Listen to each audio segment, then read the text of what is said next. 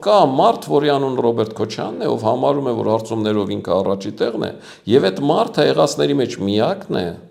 այդ ամբողջ ռուսական դաշտի մեջ միակն է, ով կարող է հեռախոսով խոսել Ռուսաստանի առաջին դեմք Վլադիմիր Պուտինի հետ։ Այսինքն առաջի դեմքի հետ ուղիղ կոնտակտ ունեցող մի մարդ կա, Ռոբերտ Քոչարյանը, որն էլ այդ հարցումներ, սոցիոլոգիա եւ այլը, այդ ամեն ինչը կաթեցնում է այնտեղ առաջին դեմքի մակարդակով։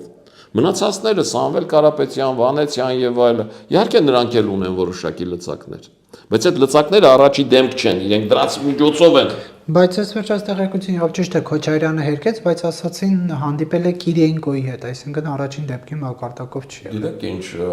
առաջի դեմքը